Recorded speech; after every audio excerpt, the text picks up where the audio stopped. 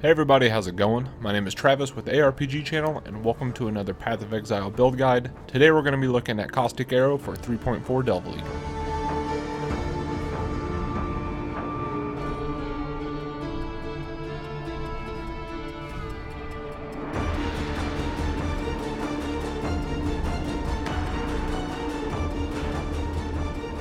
.4 added a lot of nice chaos damage buffs, especially to the Pathfinder ascendancy.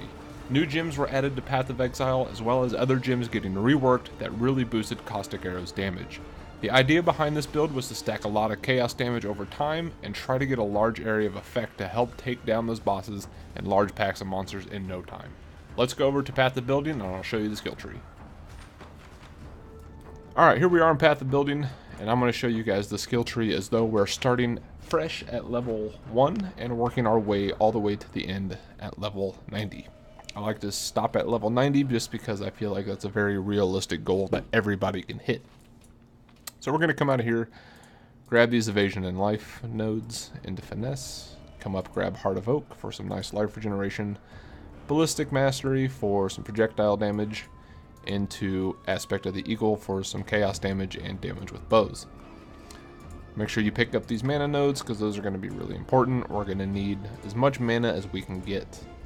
Next up, we're going to come grab these life nodes, go through Herbalism all the way up until we hit Piercing Shots. Pierce works really well with Caustic Arrow. So whenever your arrow hits an enemy, it's going to put the pool of poison down on the ground. If it pierces it, it's still going to put it down, but that arrow is going to hit whatever enemy is behind it and then put another pool of poison down. So we're just going to basically have a lot of poison on the ground at all times. Once you get that, we're going to come here, grab Fatal Toxins. We're going to load up on some damage.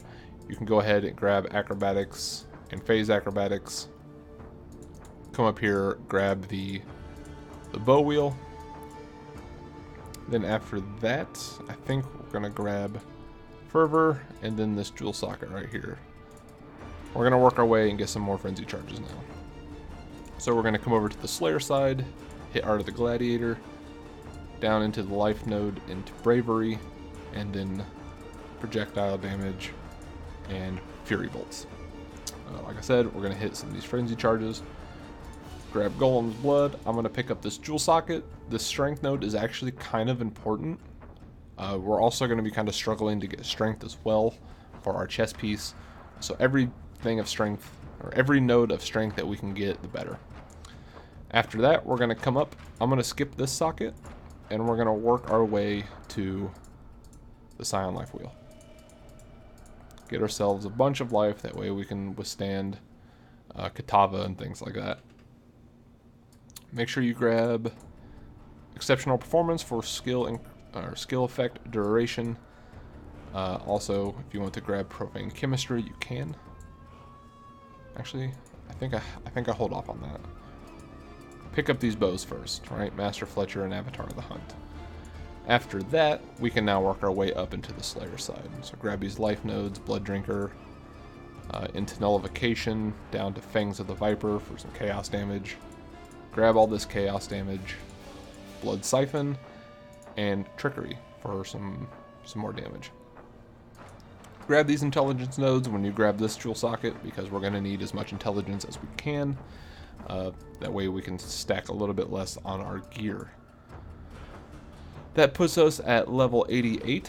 The last two points that we can allocate are right here. These frenzy charges right here. That's going to put us at level 90. That's when I would call it complete. We have 3 additional frenzy charges. We have 3 jewel sockets. We have phase acrobatics for some pretty good defenses. We have how much additional life? 172% increased life, which is a little bit low, but we're still gonna have plenty of life. And that all looks pretty good. That's a skill tree right there. If you want to take it a little bit farther, you can pick up this jewel socket. You can grab some extra life nodes. Just kind of pick up whatever you think you might need, whatever works best. There's not really too much around that's going to be that much better. Maybe these projectile damage nodes in that jewel socket. Whatever you think you need. Next up, we're going to go over to Path of Exile and talk about the skills and the items. Alright, now we're in Path of Exile, or in my hideout, and we're going to be going over the skills as well as the items that I have on the character. So let's go ahead and start over with the bow. We're doing a +3 Marketh bow. So we have +1 to level of socketed gems, and +2 to the level of socketed bow gems. This is going to increase our Caustic arrow and the support gems quite a bit. Some other useful things to have on there is the increased damage over time. The dexterity is nice, the accuracy is nice, as well as the increased critical strikes. There's some other ones that you can get. I would recommend just working on the level of socketed gems and the increased damage over time, which is usually crafted on. For the gems, we're going to have Caustic Arrow. We're going to go Void Manipulation, Vicious Projectiles, and Swift Affliction. That's going to be your 4-link right there. Once you get your 5-link, you can pick up Consecrated Effect. This is where you're going to need all that intelligence we had talked about earlier on. This is going to require a lot of intelligence, and you're going to need to stack a bunch to be able to get this to level 20. And then your 6th socket, or your 6th link, is going to be an Empower. I picked up this level 3 for like 6 chaos. If you want to save up for a level 4, that'd be really good. That's going to give you some more damage boost. But a level 3 will definitely do you early on. So once it's all said and done, if everything goes well, we could have a level 21 Caustic Arrow plus 6 levels. That's 27. We could get this to a level 28 Caustic Arrow, which is going to do a lot of damage, which is very nice. Next up, we're going to go over the helmet. This is a Lion's Pelt. We went +2 to level socketed minion gems. We picked up High Life and then whatever resistances that I may needed. And if you can get a higher evasion rating, the better. This is where we're going to put our Herald of Agony. We're going to link that with Withering Touch. That's going to basically put Withered on the enemy, which is going to be really nice. They're going to take more damage. Faster attacks, so our Herald of Agony will attack faster. And lesser multiple projectiles. Now you might think that's a little bit odd. Why not GMP? Well, GMP has a higher mana multiplier, and this one doesn't. I think it's like 165. If we were to use GMP, we would be reserving 70% of our mana. With this, we're only reserving, I believe, 56, according to this. So that's why I went with lesser multiple projectiles rather than greater multiple projectiles. The only difference is that you're firing just a couple less additional projectiles. And with it being on your Herald of Agony, it's really not that big a deal.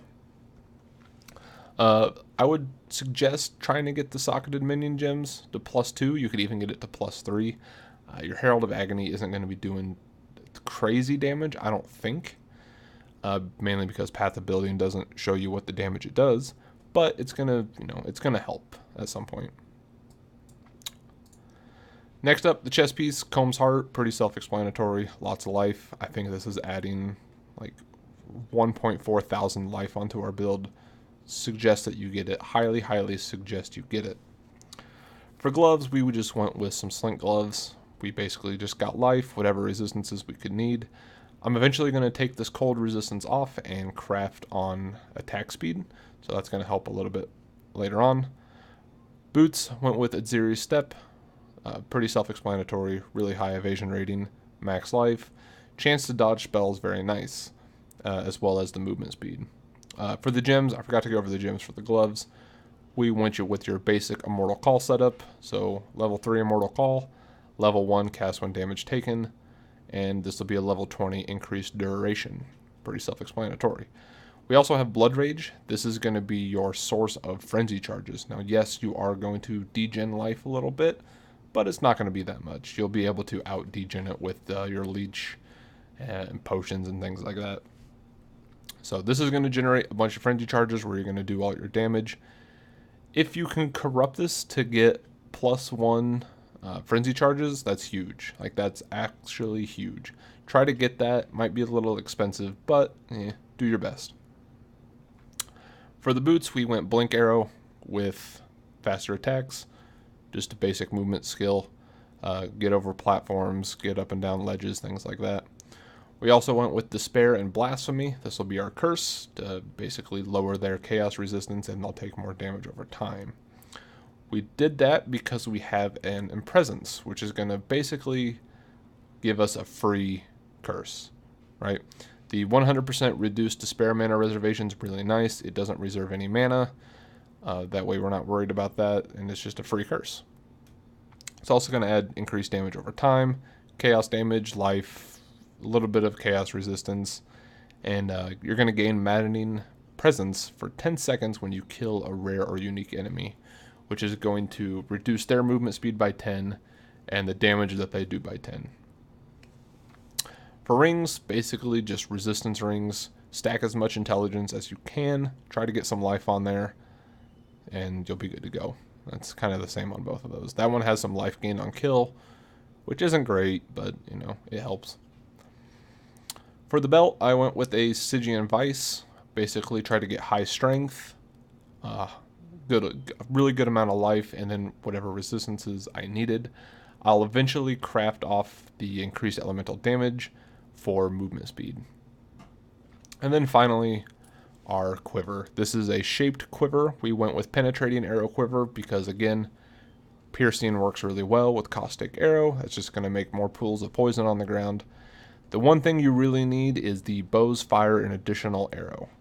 And then I crafted on the attack speed. The other two, really don't matter. Attack speed's nice. Chaos resistance against damage over time, I guess, is cool. It kind of helps with bleeding and things like that. For the flasks, we're going with Dying Sun. You're going to fire 2 additional projectiles. It's just really nice. Can't really say enough about Dying Sun. It's mandatory, I would say. You're going to deal more damage, more area of effect, things like that. I have a Divination Distillate here. I might be changing this out for a different type of flask. I don't have it on me. I'll try to put it up on screen. That one will probably work a lot better than this one. I was just more or less testing this out because we're going to be struggling on mana a little bit. I figured this would help. I figured the increased quantity of items found would also be nice, as well as the max elemental resistances would be just kind of like a nice bonus as well. It does work. If you want to use it in maps, go for it. But when you get to bosses, I would swap to the other mana flask. Ample Quartz of Staunching. This could probably be a Chemist Quartz of Staunching. Yeah, either way. Quartz Flask is pretty good. More dodge. Pretty good. And you get phasing, so that's good. Chemist Quicksilver Flask of Adrenaline. This is pretty much how you want it set up. Reduced charges used. 24% increased movement speed during Flask effect. You're going to be going pretty fast. And then your Life Flask. Try to get a Chemist of Curing or Staunching if you get Curing over here. I'll probably go up to the Eternal Flask just because it regenerates more life at a less amount of time. More life the better, right? So that's the item. That's the gear. The Pantheons, kind of up to you, situational. I went with Soul of Daenerys and Soul of Ralakesh.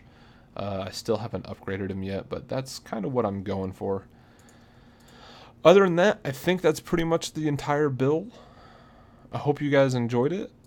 I'm having a lot of fun playing with it. It's pretty strong, pretty powerful. I haven't got to test how far I could push it. Just respec'd into it last night. And wanted to make a build guide on it for you guys. So I hope you guys like it. If you're playing it, let me know. Let me know how it's going. If you're playing something similar, let me know what you did instead. I'd be happy to see, what everyone else has thought of. But this is my build. I really like it. I think it's going to do really good. That being said, I hope you guys enjoyed the video. I hope you stuck around. My voice is starting to kill me right now because I did so many takes. So I'm going to go take a rest. Yeah, if you guys enjoyed it, leave some feedback, some comments, subscribe, like it, whatever you want to do. Check out the description below. I'll have my Twitch account and my Twitter. If you guys want to see this build in action, come by, check it out. Let me know how I'm doing. And that being said, thank you for watching. I'll see you guys later. Peace.